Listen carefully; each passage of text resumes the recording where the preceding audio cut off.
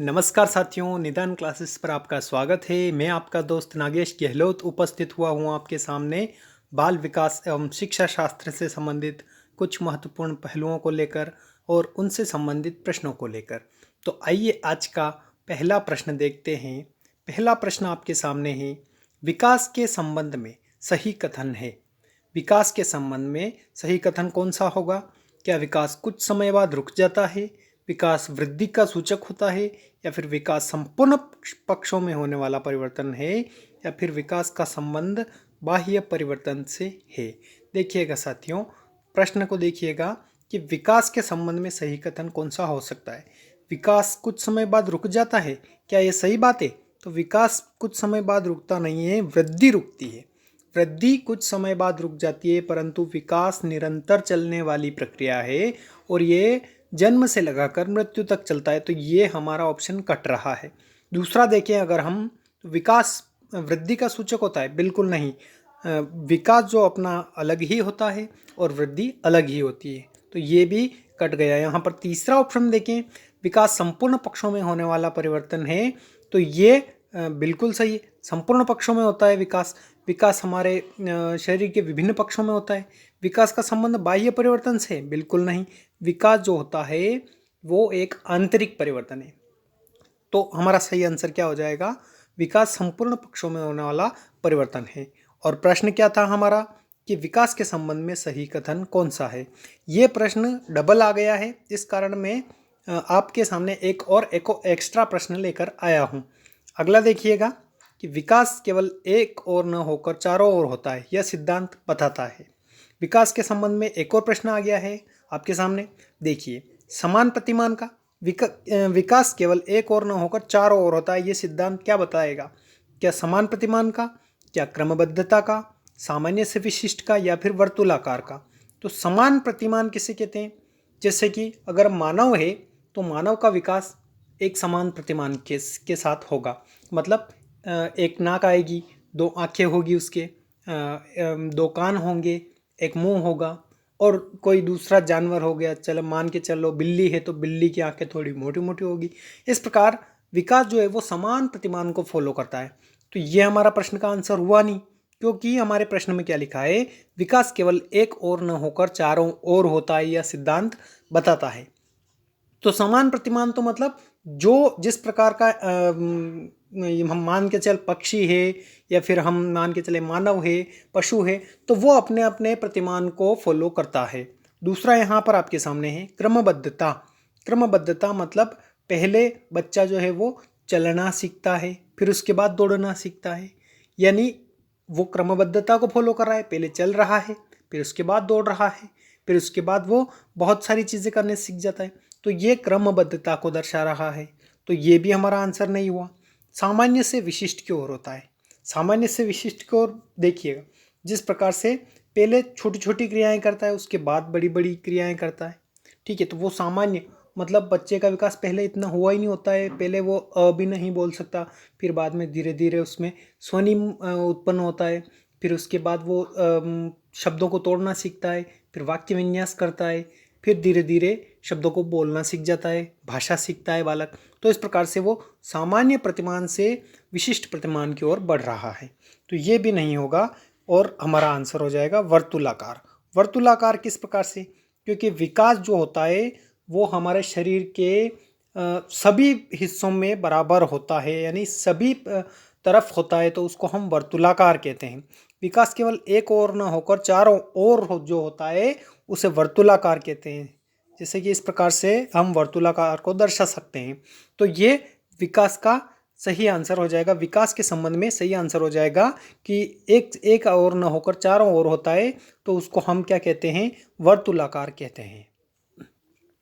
अगला प्रश्न है, जन्म के समय शिशु रोता है, किस कारण रोता है जन्म के समय शिशु? क्या भय के कारण, क्या वातावरण के परिवर्तन के कारण, क्या पीड़ा के कारण, या फिर भूख के कारण?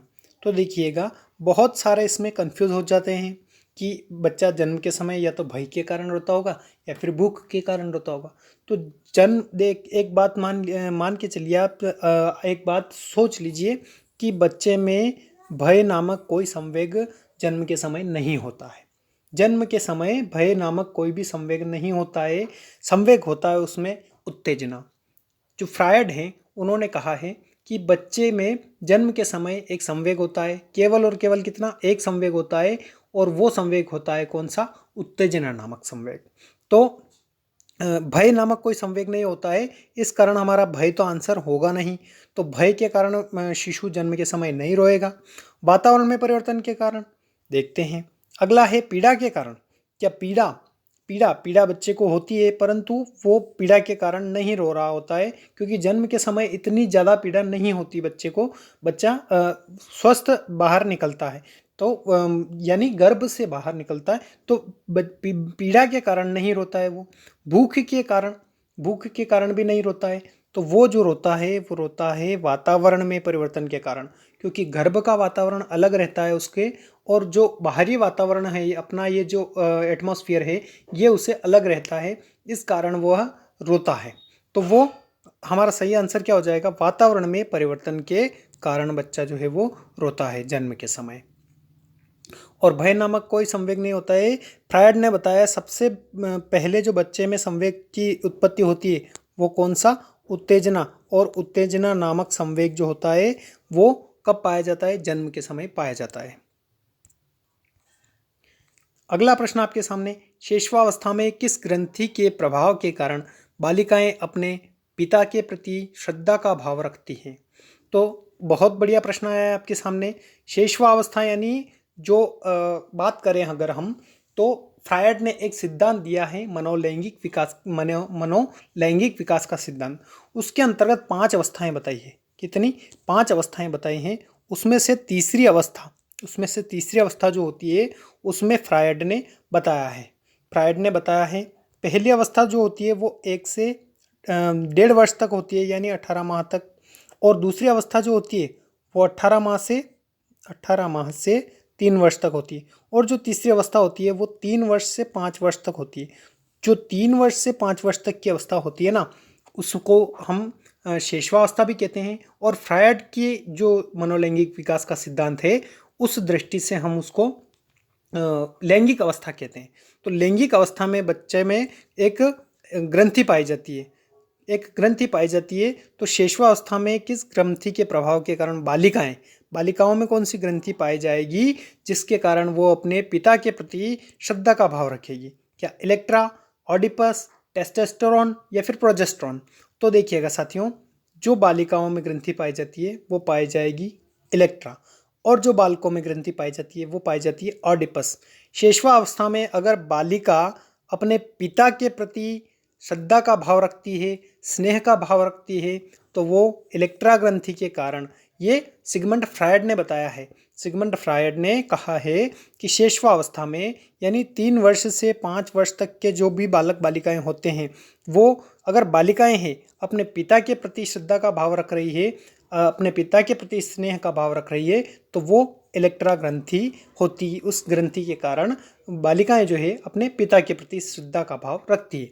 जबकि बालक अपनी माता के, यहाँ पे पिता नहीं और यहाँ पे बालिकाएं नहीं, यहाँ पर बालक बॉयज़ और अपने फादर के प्रति जो भाव रखते हैं वो ऑडिपस ग्रंथि के कारण रखते हैं। तो बालकों में तो ऑडिपस ग्रंथि पाई जाएगी, और फादर नहीं, सॉरी, यहाँ पर मदर हो जाएगा, क्योंकि माँ, बालक जो होते हैं वो माँ के प्रति श्रद्धा का भाव रखते हैं, और जो बालिकाएं होती है वो अपने पिता के प्रति श्रद्धा का भाव रखती हैं। तो यहाँ पर ऑडिपस ग्रंथि के कारण बालक जो होते हैं वो अपनी माता के प्रति विशेष स्नेह रखते हैं, और बालिकाएं जो होती है वो अपने पिता के प्रति विशेष स्नेह रखती हैं, तो वो इलेक्ट्रा ग्रंथि के कारण रखती हैं। तो मुझे उम्मीद है कि आपको प्रश्न अच्छे से समझ में आया होगा। ये प्रश्न बहुत बार पूछे जाते हैं एग्जाम में इस प्रकार के। टेस्टोस्टेरोन और प्रोजेस्टेरोन ये सभी हमारे जनन हार्मोन्स के अंतर्गत आते हैं। क्लार्क और बिर्च ने नर चिंपैंजी के शरीर में स्त्री हार्मोन प्रवेश करवाए, पुरुष हार्मोन प्रवेश करवाए, एक 5 वर्ष के बालक के हार्मोन प्रवेश करवाए, या फिर उपरोक्त में से कोई नहीं? तो देखिएगा, क्लार्क और बिर्च दो मनोवैज्ञानिक थे जिन्होंने चिंपांजी पर प्रयोग किया था। तो चिंपांजी पर प्रयोग किया था, ये इसका मतलब ये नहीं है कि इन्होंने किया था कि कोहलर ने किया था। तो चिंपैंजी पर प्रयोग कोहलर ने भी किया था, कैनरी नामक द्वीप पर किया था, और उस चिंपैंजी का नाम था क्या नाम था उसका, सुल्तान, सुल्तान नाम था। तो इस प्रकार से चिंपैंजी पर प्रयोग क्लार्क और बिर्च ने भी किया, और चिंपैंजी पर प्रयोग कोहलर ने भी किया। कोहलर गेस्टाल्टवादी थे और उन्होंने सूझ या अंतर्दृष्टि का सिद्धांत प्रस्तुत किया था। तो ये चिंपैंजी पर प्रयोग इन्होंने भी किया था, किन्होंने, क्लार्क और बिर्च दोनों ने। नर चिंपैंजी पर प्रयोग किया शरीर में, और उनके शरीर में क्या किया, स्त्री हार्मोन प्रवेश करवाए। तो ये प्रश्न आपसे पूछा जा सकता है कि क्लार्क और बिर्च ने चिंपैंजी के शरीर में क्या प्रवेश करवाया, तो उन्होंने स्त्री के हार्मोन्स प्रवेश करवाए और उसके ऊपर प्रयोग किया। तो जबकि चिंपैंजी पर प्रयोग कोहलर ने भी किए थे, और उन्होंने केले के साथ चिंपैंजी पर प्रयोग किया, एक बड़े से पिंजरे में बंद कर दिया, कैनरी नामक द्वीप पर किया था। और कोहलर जो थे ये गेस्टाल्टवादी थे। ठीक है, अगला प्रश्न आपके सामने है कि बालक का विकास वंशानुक्रम व वातावरण का है। क्या योगफल होता है, क्या शेषफल होता है, गुणनफल होता है या फिर भागफल होगा। तो देखिएगा, वातावरण व वंशानुक्रम की बात आती है तो वातावरण के संदर्भ में अगर बात करें तो 90% जो बालक का विकास होता है उस पर किसका प्रभाव रहता है, उसका वातावरण का प्रभाव रहता है, 90% उसके वातावरण का। और जो 10% जो प्रभाव रहेगा उसके वंशानुक्रम का प्रभाव रहेगा, मतलब उसके माता पिता से मिले हुए गुण होते हैं वो। ठीक है, तो यहाँ पर अगर हम बात करें वंशानुक्रम और वातावरण के संदर्भ में, तो वातावरण और वंशानुक्रम का गुणनफल होता है बालक का विकास। बालक का विकास वातावरण और वंशानुक्रम का गुणनफल होता है।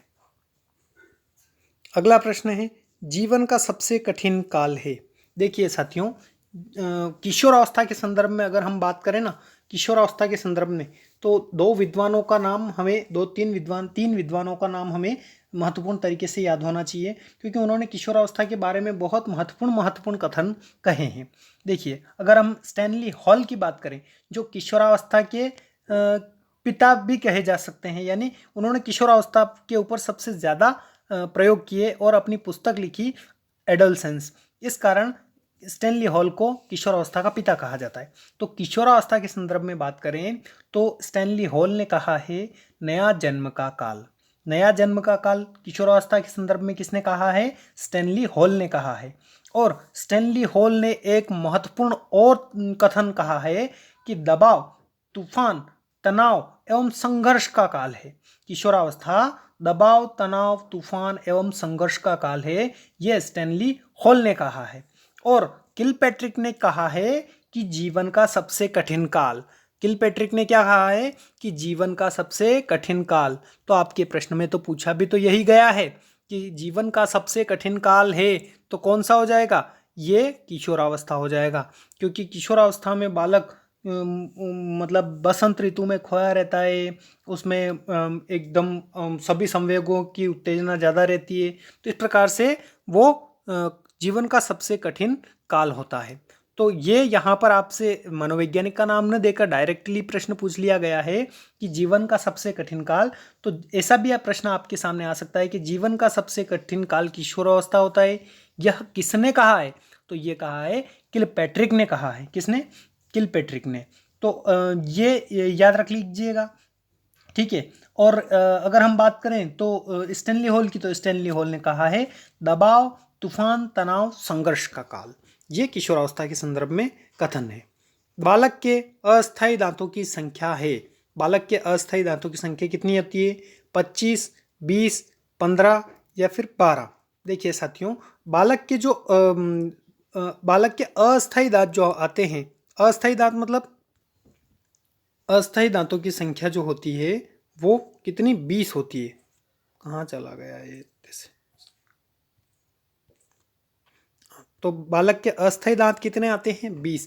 और जो बाद में स्थायी दांतों की संख्या आ जाती है वो 32 हो जाती है, कुल मिलाकर 32। और ये जब तक किशोरावस्था तक चलती रहती है प्रक्रिया। एक बार तो सभी दांत गिर जाते हैं, उसके बाद फिर से नए नए दांतों का आना शुरू हो जाता है। और जो लास्ट में होता है अक्ल डाढ़ आती है, और वो किशोरावस्था तक चलता रहता है काम। तो 20 अस्थायी दांतों की संख्या होती है। अगला प्रश्न आपके सामने, आनुवंशिकता से तात्पर्य निम्नलिखित में से किससे होता है। आनुवंशिकता, आनुवंशिकता, अभी हमने जाना है आनुवंशिकता और वातावरण के बारे में। 90% जो योगदान होता है वो किसका होता है, वो अगर हम बात करें तो वातावरण का होता है, परंतु आनुवंशिकता का भी महत्वपूर्ण होता है अपने प्रक्रिया में, इस प्रक्रिया में, विकास की प्रक्रिया में। तो आनुवंशिकता जो होती है बालक को अपने माता पिता या फिर पूर्वजों से मिली हुई कुछ पीढ़ी दर पीढ़ी के गुण होते हैं।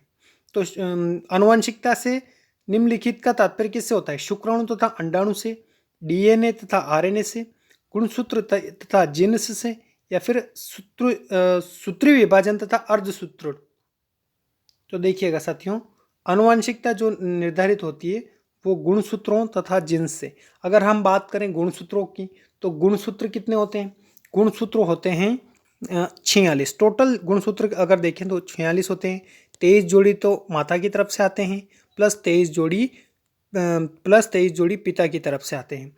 तो 46 गुणसूत्र होते हैं, जिसके कारण बालक का उसके गुणसूत्र उसके अंतर्गत आते हैं।